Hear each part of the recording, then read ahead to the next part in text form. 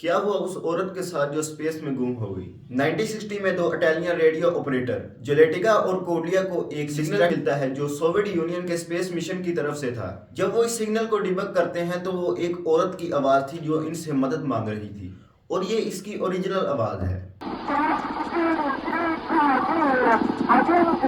इस औरत के साथ स्पेस में क्या हुआ था अभी आपको पता चल जाएगा, क्योंकि 1950 से लेकर 1960 तक दोनों ही सुपर पावर यूनाइटेड स्टेट और सोवियत यूनियन दोनों ही स्पेस एक्सप्लोरेशन में नए नए रिकॉर्ड बना रहे थे।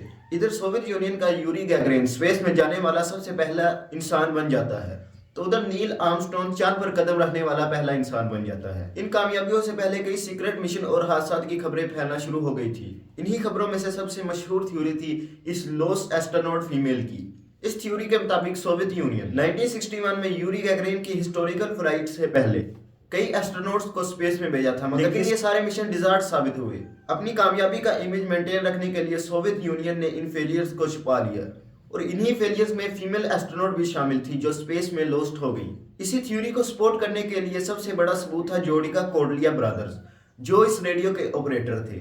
1960 में इन्होंने क्लेम किया कि सोवियत यूनियन के मिशन की तरफ से एक डिस्ट्रैक्ट मैसेज रिसीव हुआ है। वो एस्ट्रोनॉट के आखिरी मूवमेंट की रिकॉर्डिंग थी जिसमें वो औरत बोल रही थी आई एम हॉट। असल में ये अर्थ के एटमॉस्फेयर में री एंटर हो रही थी और इनके कैप्सूल का कूलिंग सिस्टम फेल हो गया था। वो औरत इस कैप्सूल में फंस कर मर जाती है। ये रिकॉर्डिंग इंटरेस्टिंग तो थी मगर कंट्रोवर्शियल भी थी, क्योंकि इसको कभी भी वेरीफाई नहीं किया गया इंडिपेंडेंट एक्सपर्ट की तरफ से।